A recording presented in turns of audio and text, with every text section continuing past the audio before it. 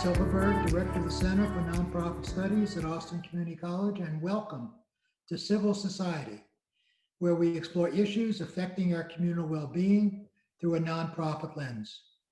We're a proud partner of ACCTV, though during COVID-19, we're going virtual for our fourth season. My guest today is Pam Owens, whom I will properly introduce in a few moments. We'll talk about the Black heritage in Austin and about what drives her and about the work of Six Square. But first, a personal word. Like so many others, I've been awakened from a rather complacent dream that while there is racism, I'm not a racist. I'm a good person.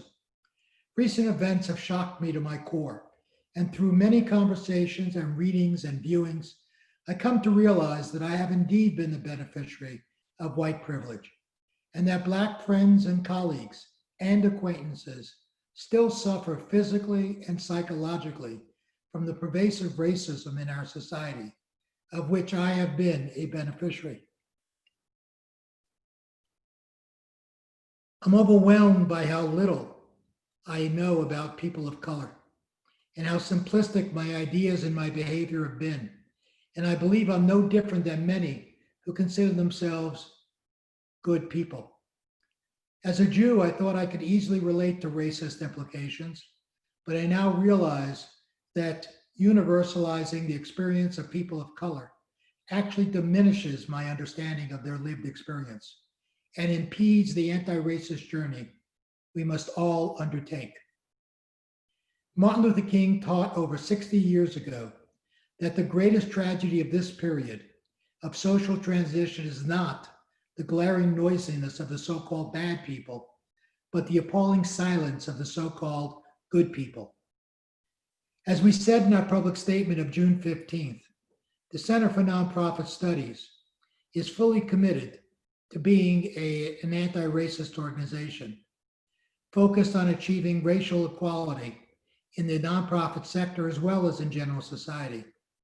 We're accelerating our personal learning journeys, confronting our own biases and blind spots, and creating opportunities for others to do the same. We're expanding the engagement of people of color throughout the center's programming among both faculty and participants, and in ways yet to be defined. We're moved by a new sense of urgency to heighten our community's consciousness of institutional racism and systemic impediments to racial equity, and to aggressively progress on the continuum to racial equity to fulfill America's promise for all of its inhabitants. This 8-part series on the Black experience in Austin is one of many initiatives we're undertaking to put these words into action. Go to nonprofitaustin.org/civil society to see the whole series and access recordings of these episodes. I can think of no better way to get underway than to have a conversation with a good colleague and friend, Pamela Owens.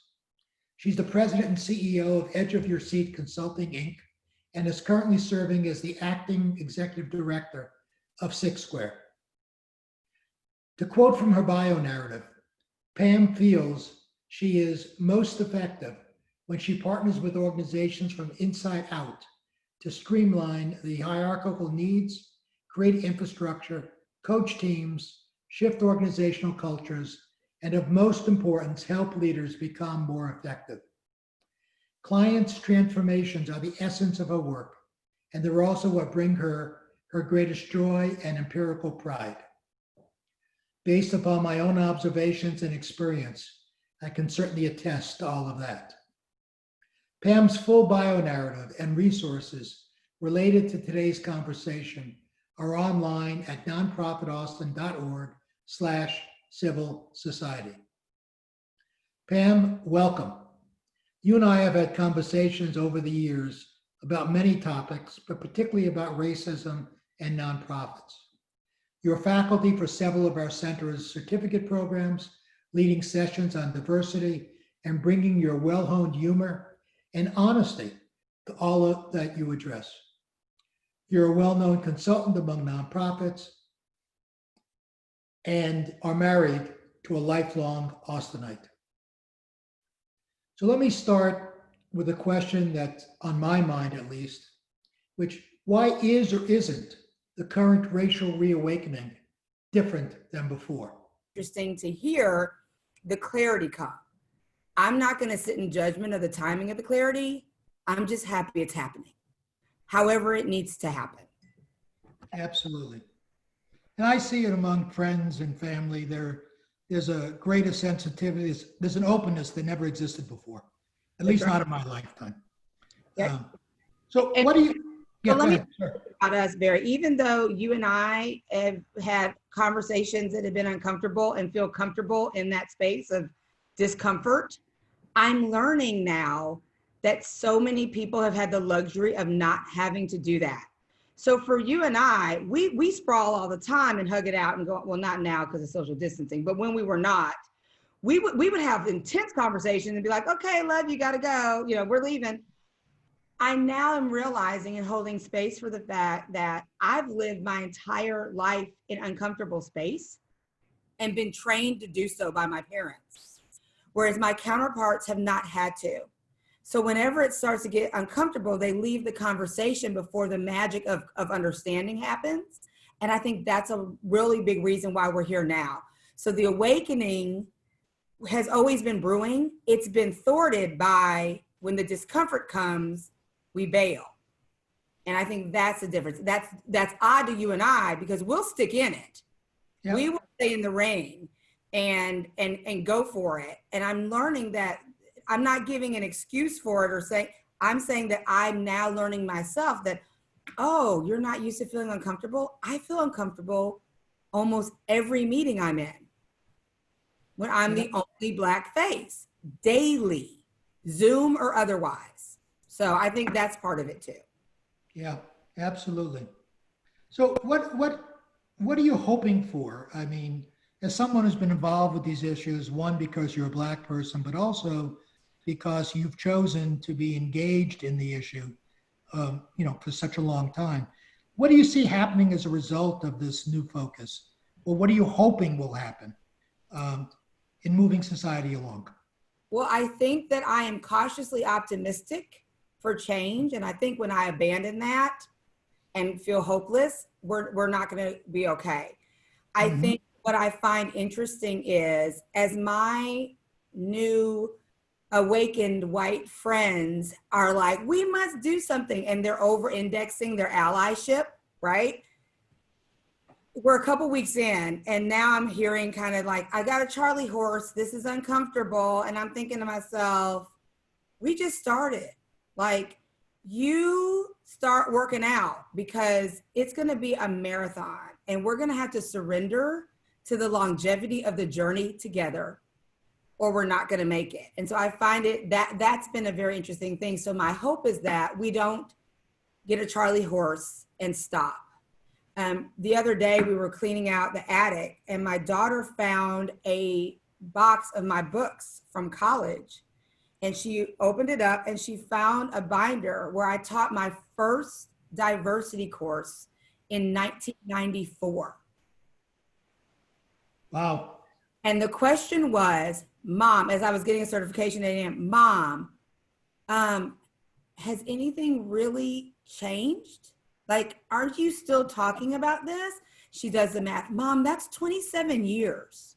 Like, are you teaching the same stuff? Yep. Yep. So I found that to be interesting. My hope is that I don't wear out of teaching moments and teachable moments, and my new allies don't get a Charlie horse and sit on the side of the track. That's what I hope for, because it's a long game. Yeah, I mean, I find myself having to be very, very conscious and intentional, and realize my own prejudices, which didn't bother me before. So it's hard because we equate having bias. I have bias. I have unconscious bias. We equate that in this world with good or not good. Yeah. Why can't it be good and truth? And why can't those two exist together? I have plenty of people in my life who mean no ill will, do not lead with malice, are not trying to wreck my life, that unconsciously don't realize what they're doing. Yep. So I have to make a choice to say, hey, I'm going to create a teachable moment. But now when I look, like I said to a colleague the other day, I'm going to tell you my first teachable moment with you. It was in 2002. It is 2020. You know how to Google. And I'm going to set you forth. I'm going to set you forth to educate yourself. And she said, where do I start? I said, why don't you start here in Austin? Well, what should I do? I said, I'm going to give you one tip. There are 15 African-American noted monuments and odes to African-American history in this town. Go study it. Well, you just given me my segue to my next question. So you're currently the interim or acting director of Six Square, whose mission is to preserve and celebrate the cultural legacy of the African-American community that once thrived, maybe still does, in Central East Austin. Tell me about Six Square's mission. I've studied its website, and I was fascinated by the murals and the monuments, but frankly, I didn't know about. Mm-hmm. So, and I'm a fairly intelligent person, and my wife actually did a walk around with a friend of hers who lives downtown just last week and took all these pictures, which were just absolutely fascinating. And as soon as COVID is over, I certainly want to do that as well. But enough about me. Tell me about what Six Square does, and how can people get involved? Absolutely. Well, let me tell you, as soon as we have a chance, you got to come do a tour. I'll go with you personally. That's a private one. Yes, you get a private tour. But let me just start by saying the name Six Square. So people are like, Six Squares, what Six Square, what's that? And I think it's important. And I always talk about this because I've been fascinated about how many friends don't know. But the name comes from the 1928 master plan of the city of Austin that displaced Black people only to a 6 square mile radius on the east side of 35. So that's where the name comes from. We were allowed to live in the 6 square miles, and that's where most of the freedmen communities are, in that space. And so in that space, you've got Downs Field, you've got Houston Tillotson, you've got the Carver, there's places within that, but it was literally the only place that was given to Black people to live. Victory Grill, all of those places. And so Six Square that were named after that. And since that time, of course, a lot has happened around gentrification on the east side. And so our true opportunity is to educate people about the space, what's once lived there, the importance of all of those places, the fact that we're now at a point where there's only about 10 original Black families that live on the east side left, period. 10 family names, and so it's changed significantly.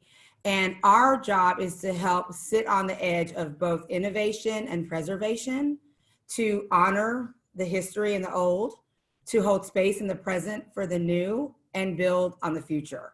And the way that we do that is to support and uplift, remove obstacles, assist Black creatives, artists. And when I say artists, I mean culinary artists, I mean restaurant owners, I mean entrepreneurs. We've got a young man that's got a record label, and helping to undergird that in the name of economic development and preservation. And so we have an active role in doing that. We do that a couple ways.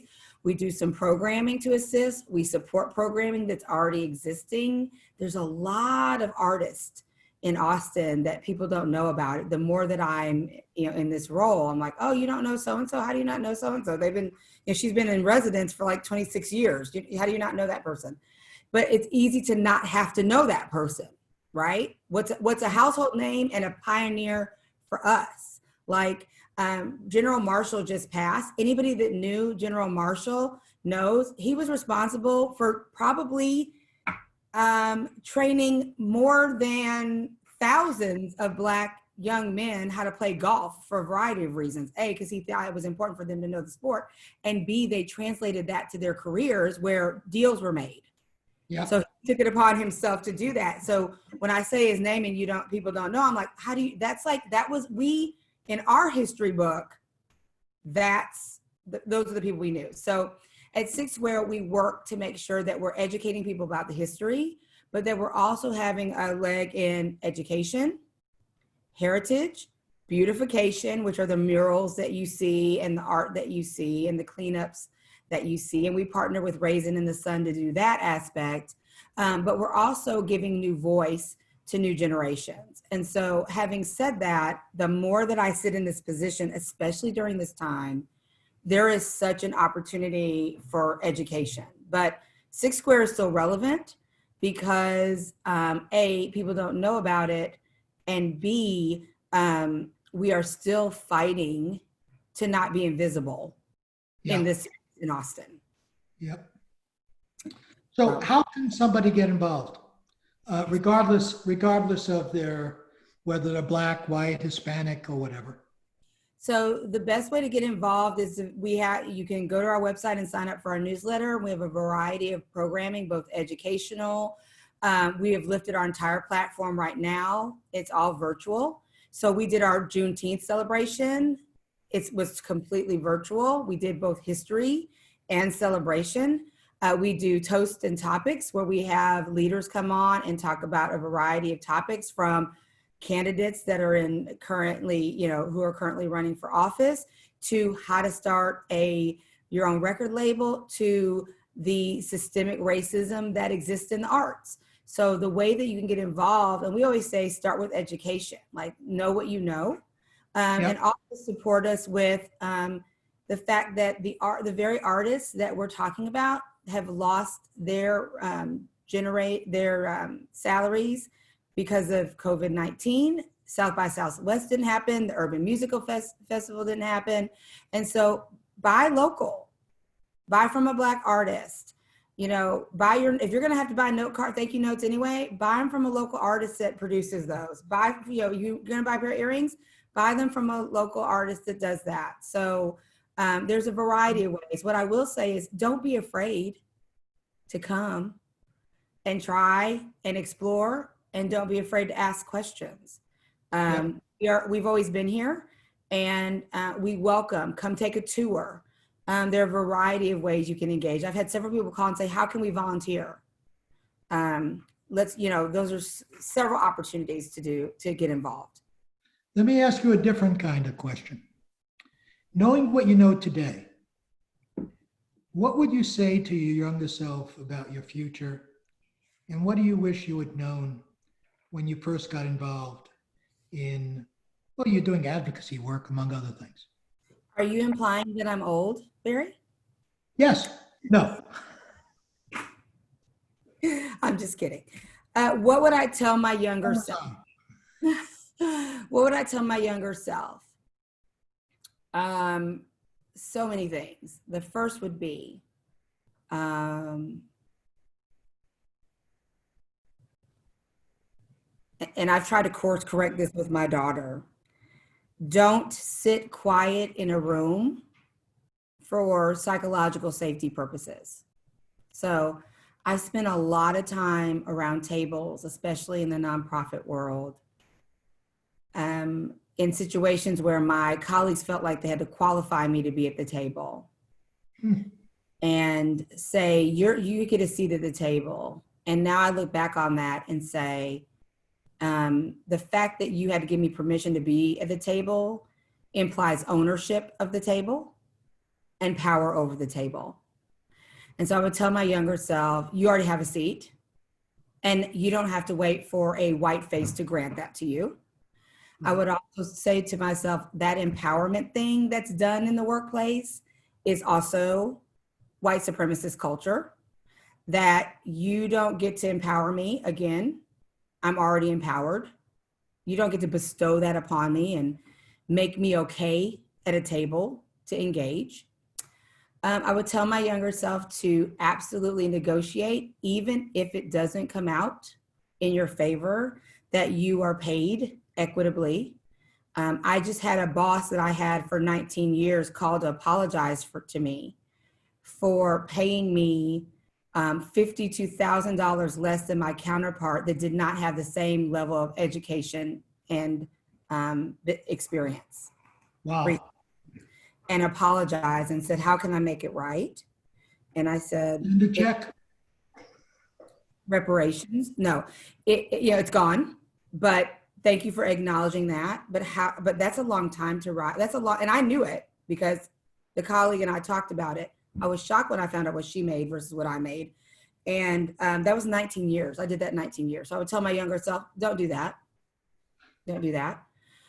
I would also tell my younger self, and this has been a big revelation for me in the last several weeks, that I confused in my professional world people that cared and loved me with their love of my ability to make them money and make them profitable. And that's been a really huge learning lesson for me, that I conflated and confused those two. So I would say to my younger self, it is not your job to make somebody profitable on your back. And it's certainly not your job to make people feel comfortable all the time. So I've over-indexed goodness in a way in my career, and I am trading it in now for truth. And I have a 13-year-old daughter coming up behind me who has already figured that out at about age 8. And so it has course corrected itself. I pray I live long enough to watch how that plays out. But she has watched me and found it to be an unfavorable way to operate, and has called me on the carpet several times about bending and bowing and conceding in the name of a career shortening moment. Yeah. So that, I'd really be interested in knowing, what do you realistically project will be the racial experience of your daughter and your son, whose exploits I follow on Facebook? Yeah. But as they grow up. Well, we've had really significant talks about that. It'll show up differently. So for my oldest, 13, she was identified, she went to Lee Elementary School and was identified by the principal in a principal's meeting one day as, I need you to understand, she's definitely a social justice type of kid. She's the one on the playground mediating between, and so for Allison, I think it will show up as she will not probably be well received because she's not going to take it. She said to me recently in a very intense discussion over tea, Mom, your generation's the last one that's going to take it. And after George Floyd, we had to have a lot of conversations because she was ready to burn Austin down to the ground. And we had to talk a lot about that. And we had to get comfortable with righteous anger. Like, I'm not going to tell you not to be angry because that's what was told to me and it didn't serve me well. Be angry and you get to feel the way you feel till you don't feel that way. But I encourage you to figure out what the actionable step is after that. So I haven't tried to truncate her anger. I'm letting her feel all the feels. I think it's an important step. So for her, I think she's about to blaze some trails, but she's probably going to be unemployed some because the world will not be as fast as her evolution. My 10-year-old son, that's scary for me because my son's on the autism spectrum. And I've been really contemplating and looking at pictures of him to try to determine when this world will no longer consider him cute and not harmful. And he's 10. And as you know, Trayvon Martin wasn't, much, about that young, 12. And I worry about Preston's ability to stay alive in this world. So I wonder what that will look like. I believe that he has an excellent advocate in his sister and always has, but I get fearful about him staying alive. I mean, we've had to adjust So, they don't get to go get the mail anymore. They're not allowed to go to the playground behind the house. We have a trail behind our house. They're not allowed to go on it alone. It's been scary. And it's really interesting to hear my parents talk about it, because now they're watching it play out with their kids and now their grandkids, and question how much it's changed. So I don't know what that'll look like for them, but I also have to remain cautiously optimistic, or I feel like we lose the fight. Yeah. So that's a hard question. Yeah, what I've come to realize, which is obviously you realized a long time ago, but is the stress levels that are created as a result of the racism. And so a key question is, what can each person do? We're almost out of time. So I want to give you an opportunity to say anything that I haven't asked you, and then we'll open it up to anybody who may want to make a comment or have a question.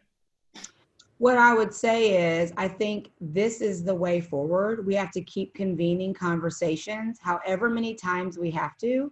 We have to commit to the process. But also we have to hold space for the nuances. I'm not talking about the burning of the crosses on the front yard. I'm talking about going to Hallmark and never finding a card with somebody that looks like me.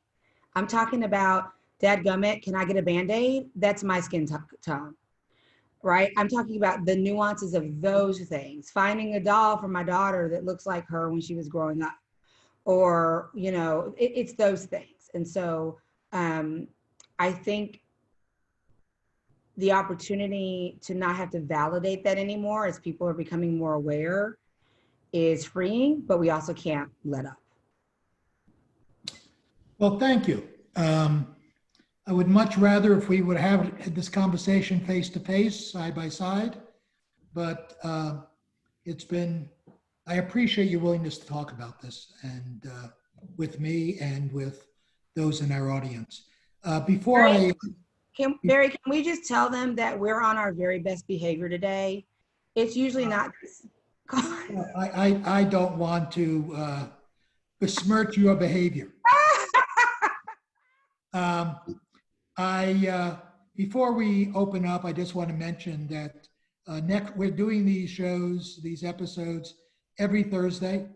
The next one will be with Kyrie Williams, who is the head of the Truth, Racial Healing and Transformation Center at Austin Community College.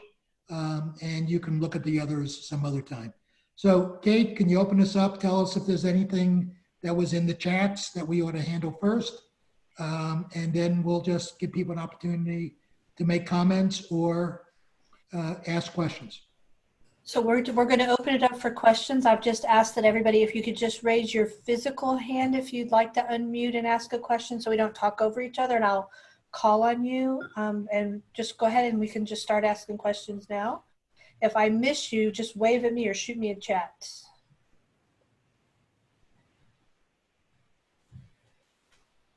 Do I have to beg?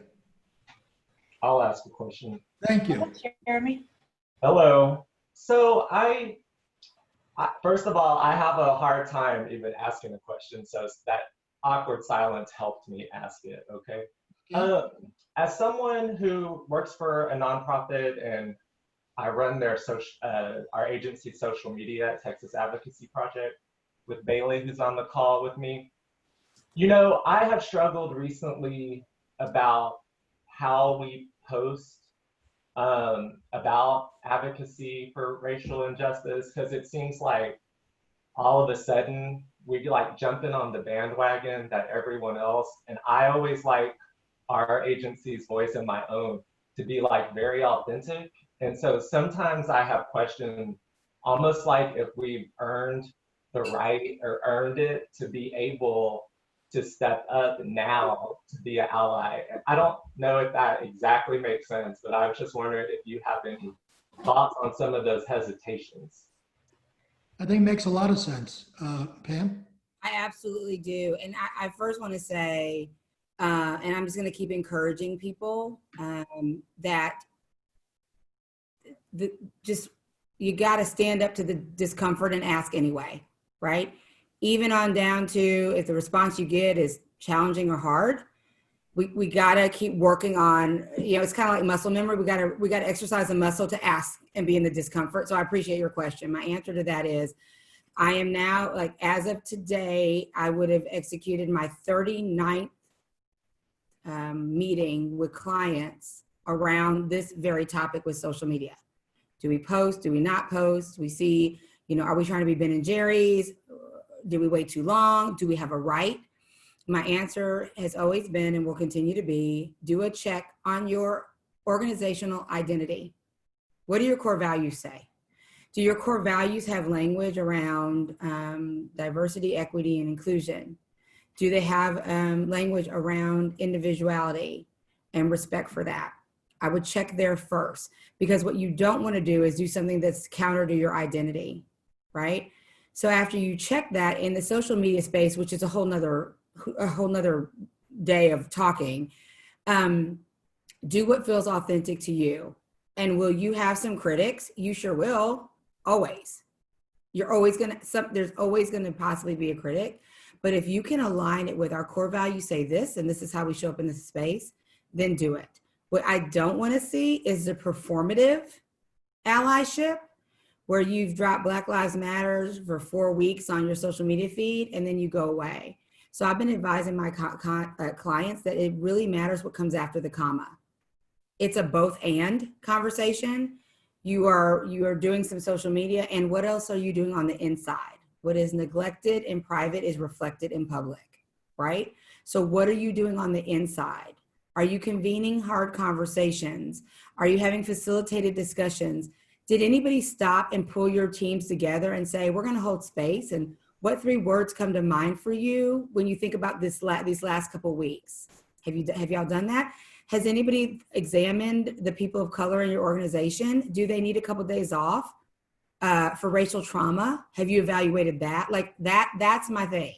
It's like, you got to be doing both and. So if your identity inside doesn't reflect it, let's work on that first, and do what's authentic to you as far as an organization. I had an organization the other day who's very much involved in gay pride and the month and then we got 4 weeks in and I go, hey, that is amazing. Black Lives Matter.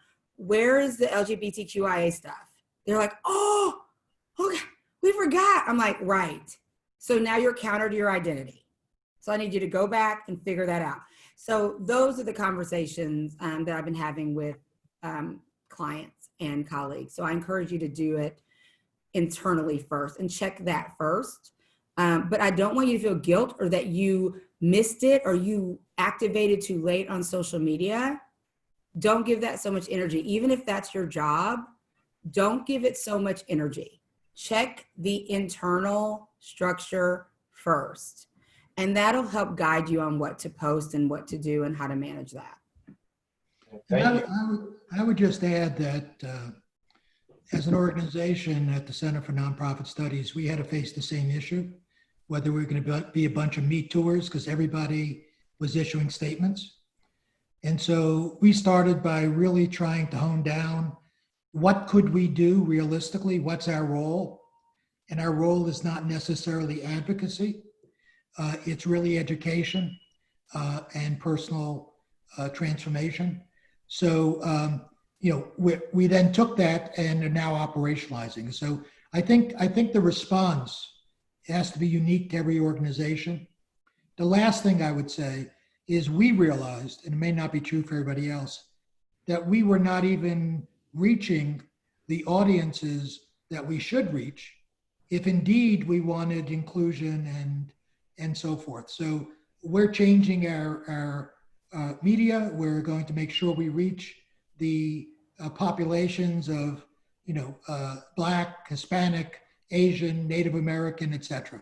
So I'm not sure how that fits to social media, but certainly it fits with the electronic media or the and newspapers. So. But let me just say this about the statement that you did put out. that you have on this is what you're reading for, right? When I read it, I said, that sounds like them. That sounds like that's what you're aligning, right? And if you had gone into, a Martin Luther King speech, I would have called you and been like, over index, it doesn't sound like you. Like, I would have just told you. So I think it's important, Jeremy, that when you read it, whatever it is you're doing, it sounds like the identity of the organization. Other questions, comments? So we do have a question from someone in the audience that wants to know, what is the best way for our organization to recruit more Black instructors and board members? Great question. So intentionally, but not disingenuously. So I got a call the other day from an organization, and they said, we want to send you our plan. And this plan came, and they said, we need to recruit more board members and Black staff members and Asian members and Native American. And they had like 2 of this, 2 of that, 2 of that. And I wrote back, I am not the consultant for this because I don't do Noah's Ark hiring. Like that, tell me why. Tell me why. Tell me why. Performative, tell me why. Well, because we realize we don't have it. Well, the way to do that is authentically and intentionally, not in the manner for which you're leading. So what I would say is, there are now programs in place like the New Philanthropist and some other programs where they are looking at board members and how to do that and putting more people in the pipeline. I was telling Mondo Rayo months ago when we were on something together, there was a time in the late 90s where we would meet as minority young whippersnapper leaders, and we would talk about our strategy. Like, we need to be on these 12 boards and we got to spread ourselves out. Pam, you're like the only Black, so you're going to do 4 and I'm going to do 2, and then we're going to send so-and-so over to do 3, and times have changed. And so now there's a pipeline of people that are ready to do it. And so I would say, get curious about what you want that to look like and why, and then be intentional and partner with organizations like the New Philanthropist. I think you should test your board on their why for that. Is it a check? Is it a box checker? Or is it because you want the ethos of the organization to be richer and more vibrant and more diverse? So I think you have to check for that. And then you have to be intentional about doing that. And it's the same way that you would do anything else. You got to start building relationships and you got to start building trust. And so that could be a 2 to 3 year game, right? People think that they can just, we decided we need to be diverse in June, and by August, by golly, we need to be. You're not going to build champions that way of your organization. You don't build trust that way. So I would say intentionally and genuinely, and be willing to get courageous around some hard questions, like how did we get here and how do we move past it? So let me just tag on to that, is that on July 30th, we're actually at program, the episode will be on the racial gap in the nonprofit sector. If you go to our website and you click on there, you'll find an access to a report that was issued on that very question, both nationally and about Central Texas. So there are a number of assumptions people make that need to be checked. And then there are some real strategies, not the least of which is to not replicate what you already have in your board. But you really have to reach out of your comfort zone to do that. So I'll leave that report to anybody who's interested in more information. Any other questions? We've got a few minutes left. Go ahead, Jessica. Good morning, everybody. Hey, Pam. So to follow up, Hi, Barry. To follow up on that question, I think it's a much bigger process than adding Black board members. So, and I understand people's intent in wanting to do that and the understanding of why that's important, but it's clearly a much bigger process. Do either of you, and more specifically Pam, what is a couple of things that you've seen maybe incorrect is an easier way to actually start the conversation, that went terribly wrong versus that went terribly right? in terms of what happens with organizations that are not necessarily authentic in that approach, and you are able to recruit Black board members, and then what? So more from the belonging standpoint, from the inclusion standpoint, organizational culture, what are some of the main points that you think the organization needs to have in order to support recruiting of Black board members? I think you have to give voice to the deficit up front and own it, right? Like, okay, we have not performed well in this area, or we have been able to recruit, and then we're kind of at a loss of what to do next. Would really like your voice on what that needs to look and sound and feel like.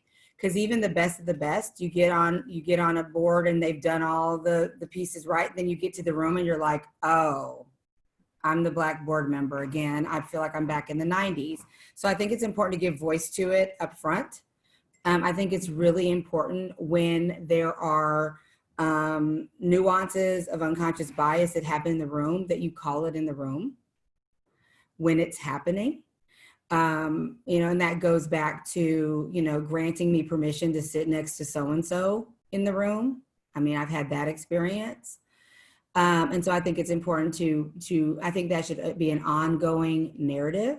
And I think there should always be an opportunity to explore the nuances of, like, we had this board meeting today. What are some of the nuances that might have come up? For example, so if I am a Black board member and I have just come from a situation where I went to an AFP lunch and there's only 4 Black fundraisers in Austin still, and we strategically spread out at different tables at that lunch because we don't want to all congregate together, because then the white counterparts are going to say we all, we're ganging up and all sat together. So we've already strategically on the way in had to text each other to sit in different spots in the room. And then that afternoon I go to a board meeting and I've had all kinds of nuanced stuff all day. And then I get to the board meeting and the big problem is, we're discussing, where we're going to put the robotics lab or something like that. There's a disconnect that happens in my experience to just make it to the room that nobody holds space for. There's a first world problems anointing that falls over white privilege, that falls over a nonprofit in a space like that. And so sometimes we miss the opportunity to say, some, not all, or we know this is a luxurious problem to have, but, and so sometimes you lose us in the room because what we're hashing out is kind of a,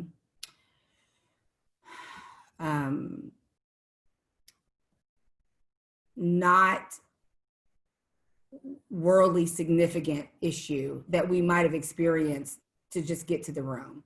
So I think, again, opportunities to have real conversations and to own it. We were in a room the other day and we realized that we are able to recruit Black board members, but we want to make sure that we are not missing a step. Would you be willing to talk to us about that? Is a courageous thing to do. And I don't think we do it enough. Because I'm going to tell you right now, there's a debrief that happens after the board meeting, and then there's a debrief. And what I want to start doing, which is not winning me many friends, is I'm letting my white friends into the debrief and saying, let me give you a couple of examples of what happened in that meeting that fell wrong. And here's why. So I think the push is to be willing to convene a conversation and be willing to hear the answer, and then let that navigate you on what to do. Thank you. Mm-hmm. I would just add that report I made reference to, Raise to Lead, points out that the challenge is access, not one of knowledge or competence. And so I think one of the greatest things is not to engage in tokenism of getting 1 or 2 people of color on your board, which often is the case. The first civil society program that I did in second season was, what does it feel like being the only Black person on a board? And I spoke with a good friend of mine, Bill Hopkins, who's a lawyer in town, and it was quite interesting. You don't accomplish anything. So it really is whether or not the organization is really ready to affect change. or not. And that requires them to go out there and go to places where the people they want are. Not just ask, the white folks on the board to bring in their friends. Right. So, Absolutely. another question, any other questions? Yeah, we have a question in the chat. How do we create diversity and conversations like these in Austin? How do we create those opportunities? Yeah. And then I have one if we have time. Okay, we have Shay with raise this hand also. So, Okay, perfect. Pam, Again, you want to do that? Intentionally, like I said, I'm on my 39th conversation. Anybody, the other night I hosted an event with 2 other Black females who are diversity, equity, and inclusion colleagues that I've known forever. And we had a conversation about race among friends. It was packed, and we talked openly and honestly about it. You have to keep willing to do that. I've had a lot of churches call me. One called me yesterday and they said, I think we're racist. And I'm like, oh my gosh, tell me more. What tipped you off? So we're going to do a conversation there. I think you just have to be willing to start. And that could be with 3 or 4 friends. I think there's self-homework to be done, but I also think there's an opportunity. So if you want to talk about it, bring it forth and be ready to be uncomfortable, because we've made it uncomfortable. But I've convened several a week, and I always take the call, even though I've now answered several questions several times. I still convene the call because I think it's a co-created new normal and a co-created new process. So I keep doing it. So my answer to you is just start. Will it be perfect? No. Will you have closure on that first meeting? Absolutely not. As a matter of fact, get comfortable with no closure when you're talking about race relations. There is no closure. It doesn't tie up in a nice, neat little bow. And you got to be willing to get and be uncomfortable and, facilitate some difficult conversations. But just start. You're in a book club, just start. You're in a bunco group, just start. You should, the center has a bunch of programming and opportunities. Do some learning. Hey, you want to take this class with me? Hey, I'm reading this book. That's how you start. But then you got to keep going and be open to the fact that you might have some unconscious bias, and you might be executing some microaggressions, and you got to stick with it. Thank you. Shay, you'd raised your hand before. Yes. Pam, you've in the past, I've heard you talk about abundance, which is refreshing, especially in the arts and the nonprofit sector. And I was wondering, I don't really have a pointed question, but if you could share some thoughts on how that pathway from the scarcity mindset to abundance intersects with the journey of racial equity and maybe the nonprofit sector at large, because we're all fighting for more. And if we fight together, we can get more. But it could be honed into the arts sector as well, where we have crossed paths and battled on that very front. Okay, so I love that question, and poor Shay might get embarrassed because I'm going to use him as an example. But Shay, when you talk about like how to do it, Shay was one of the first to reach out to me and say, "Hey, let's have lunch and talk."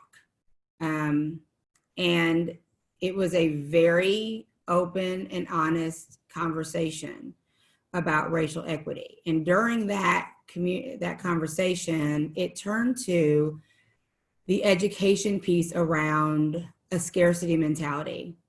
So imagine if you are historically told that you can only live in a certain part of town in Austin, right? You've got only a few square miles. And then you realize that you are seeing around you others, whether it's in the art space or other space, who are getting access to dollars and support in ways that you aren't. Then you become and start acting out the idea of scarcity, right? And then you become part of the cycle of feeling like whatever you get, you have to keep to yourself and it can't be shared. And so I think that day we talked about Austin has done a really good job at addressing growth and innovation, and a very poor job at addressing healing and trust building. So one of the things that's been challenging is, especially in this space, in this work, is switching off the scarcity model and the lack of trust and turning on an abundance model that says we're stronger together. We don't even have to all totally agree, but we're stronger together. And that abundance is that there's enough for all of us. And so that if Six Square is winning, then Big Medium's winning. And if Big Medium's winning, then the Vortex is winning. And if the Vortex Theater's winning, then the Carver's winning. And if the Carver's winning, then Leadership Austin is winning. And the Center for Nonprofit, like that piece. And so that's been the model that I've been really trying to subscribe to. But I've learned in the last couple of weeks that that's not even enough. You have to be willing to take a stand and be non-negotiable on things that perpetuate a system that is inequitable and white supremacy. And so the reason why I say that with Shay is because I've just walked through a very challenging situation with Shay.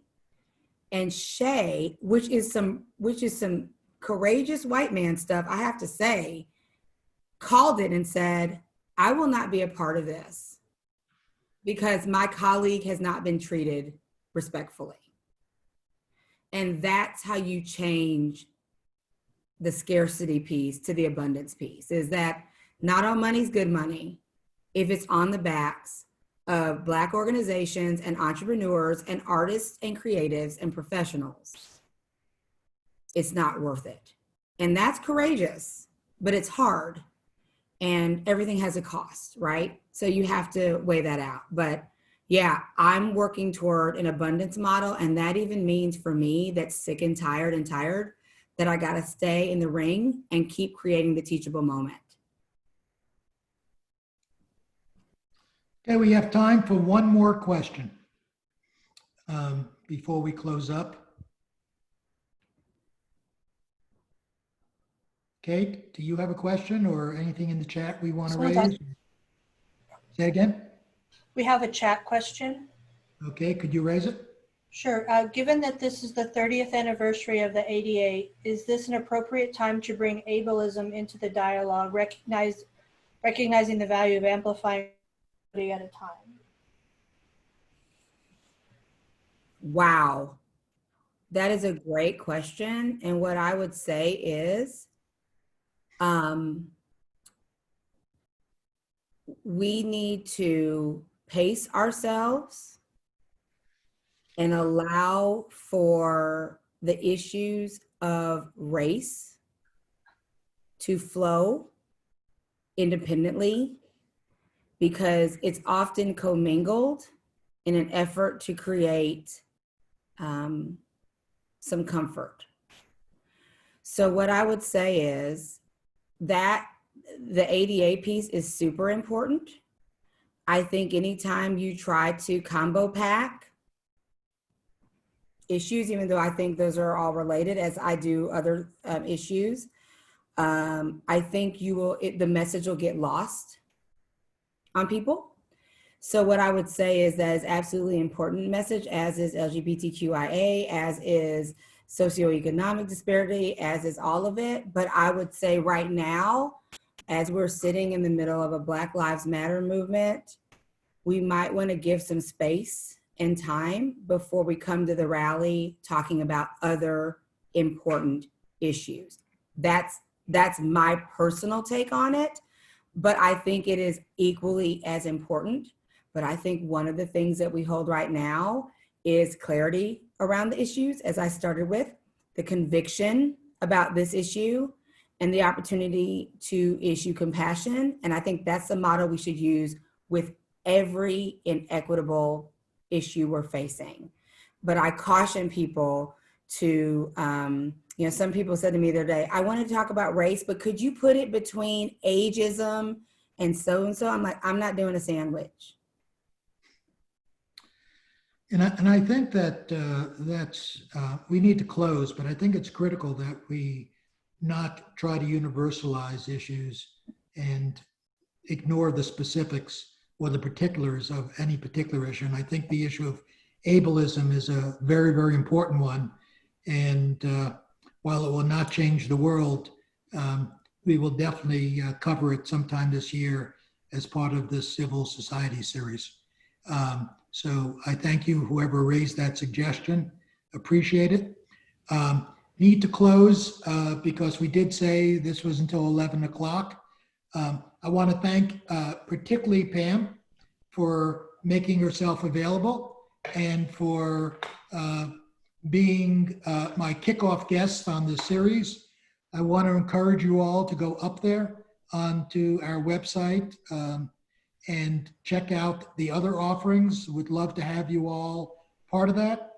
And I wanted to thank Kate Tolliver, who is the managing producer for Civil Society and coordinator of the center, for her work behind the scenes and making everything possible. You'll find Pam's bio narrative and the various organizations and resources referenced up on our website in the next couple of days. And with that, I would just like to say, hope you all have a safe and remain well and have a great day, and look forward to seeing many of you next week.